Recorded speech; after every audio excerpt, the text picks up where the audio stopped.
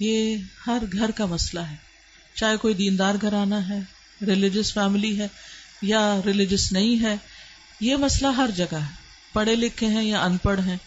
آئندہ جنریشنز بہت بڑے فتنے میں ہیں، فتنہ ہر ہاتھ میں ہے، ہر ہتھیلی پر ہے، اور وہ بڑھتا ہی چلا جا رہا ہے، فیسلٹیز بڑھتی ہی چلی جا رہی، اور پوری دنیا ان کے سامنے ایکسپوز ہو چکی ہے۔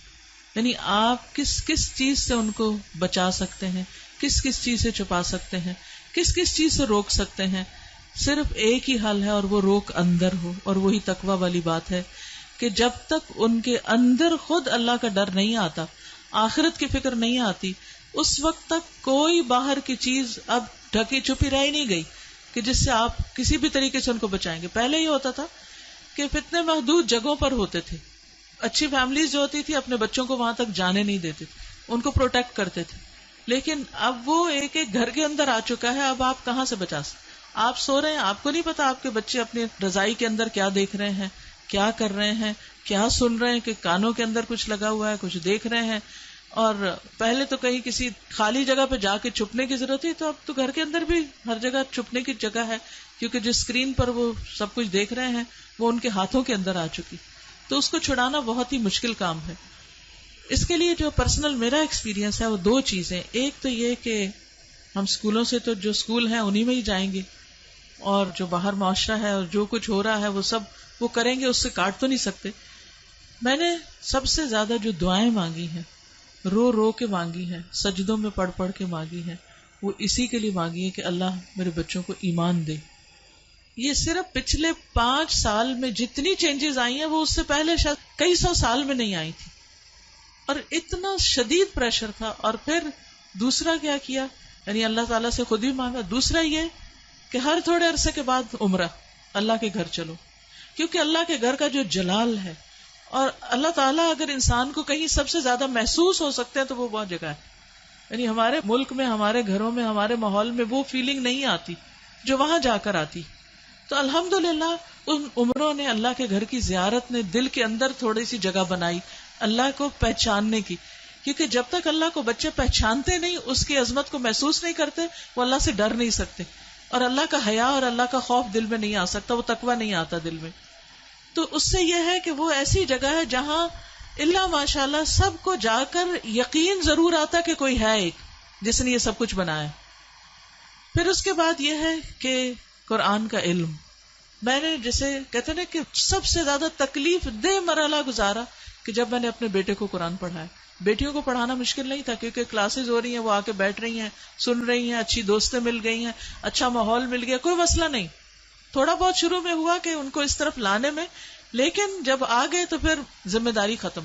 لیکن بیٹے کے لیے نہ کوئی ماحول تھا اور نہ ہی کوئی ایسی چیز تھی، تو پھر میں نے یہ ٹھان لی کہ کچھ بھی ہو مجھے اس کو پڑھانا ہے۔ وہ ایج ایسی تھی کہ جس میں کچھ نہ کچھ وہ سننے کے قابل تھا، ورنہ وہ ایج بھی گزر جاتی ہے تو پھر بچے وہ اتنا بھی نہیں سنتے۔ اور میں نے اپنی ساری مصروفیات کو سیکنڈری کر کے، حالانکہ میں انتہا درجے کی مصروف، گھر کی بھی ذمہ داریاں، باہر کی بھی، لیکن میں نے اس کو اپنی پرائرٹی نمبر 1 سمجھا کہ یہی بات جنہوں نے کی ہے کہ جب وہ مر جائیں گے تو پھر ان کا کیا بنے گا، یعنی ہمارے مرنے کے بعد تو جو ہوگا سو ہوگا، ان کے مرنے کے بعد ان کی قبروں کا کیا حال ہوگا اور ان کی آخرت کا کیا ہوگا۔ تو اللہ سبحانہ وتعالیٰ نے قرآن مجید میں فرمایا قوا انفسکم واہلیکم نارا، اپنے آپ کو اور اپنے گھر والوں کو آگ سے بچاؤ۔ ایمان والوں کو خطاب ہے کہ اے ایمان والوں اپنے بچوں کو آگ سے بچاؤ۔ تو اگر ساری دنیا کو بچانے کی فکر کر رہے ہیں تو اپنے بچے کو کیسے نہیں بچائیں گے؟ تو پھر میں نے اس کے ٹائم کے مطابق جب اس کا موڈ بنے، لیکن روز کی شرط رکھی تھی کہ ہر روز پڑھیں گے تھوڑا تھوڑا، 2 آیتیں 4 آیتیں، 1 رکوع 2 رکوع 1 رب، اور اس طرح کر کر کے میں نے پورا قرآن اس کے ساتھ پڑھا کہ مجھ سے نہیں ڈرے، اللہ سے ڈرے، میری خاطر نماز نہیں پڑھے، اللہ کی خاطر پڑھے، میری وجہ سے کچھ مت چھپائے جو دیکھ رہا ہے، اللہ سے ڈر کے چھپائے۔ تو یہ کسی حد تک فائدہ مند ہوا۔ یہی ماؤں سے کہوں گی کہ ساری مصروفیات اپنی جگہ ہیں، لیکن بچے آپ کی پرائرٹی نمبر 1 ہونے چاہیے۔ ان کے لیے کھپ جائیں دعائیں مانگ مانگ کے بھی، اور اس کے ساتھ ساتھ ایک دفعہ کم از کم قرآن سے ضرور گزر جائیں، کیونکہ جب وہ قرآن سے گزر جائیں گے پھر ایٹ لیسٹ آپ کی رسپانسبلٹی نہیں رہے گی۔ اللہ ان کی سب خیر کرے، لیکن اگر خدا نہ خواستہ ان کے اندر کوئی بگاڑ آتا تو آپ کی پکڑ نہیں ہوگی، لیکن اگر آپ نے کوشش نہیں کی، محنت نہیں کی، تو آپ کی بھی ساتھ پکڑ ہے۔ صرف آپ کی نمازیں پھر کام نہیں آئیں گی. تو اس لیے ہم میں سے ہر ماں کو سنجیدہ ہونے کی ضرورت ہے. چاہے رونا پڑے، منتیں کرنی پڑے، بھوک کاٹنی پڑے، کچھ کرنا پڑے، لیکن پکڑ کے بیٹھے، خود بیٹھے. یہ مولویوں پہ نہ چھوڑیں کہ کوئی اور آ کے لیکچر دے گا تو وہ سن لیں گے، اس کو بتا دیں گے، ابا کو بتا دیا، چچا کو بتا دیا، اس کو ماموں کو بتا دیا. ٹھیک ہے وہ بھی کچھ ہیلپ کرتے ہیں، لیکن سب سے زیادہ آپ کو خود کرنا ہوگا، اور اس کے لیے آپ کو خود پڑھنا ہوگا، اس کے لیے آپ کو خود سیکھنا ہوگا. خود سیکھنا شروع کریں اور اپنے بچے کے ساتھ بیٹھ کر خود. پھر یہ کہ بعض اوقات بچے ہم سے سننا نہیں چاہتے، آپ ان سے کہیں آپ ہمیں پڑھ کے سنائیں. بس اس بات کا اگر یقین ہے ان کو کہ یہ قرآن اللہ کی کتاب ہے، تو پھر ان کے اندر یہ ڈالنے کی ضرورت ہے کہ اللہ تعالیٰ نے کیا فرمایا ہے.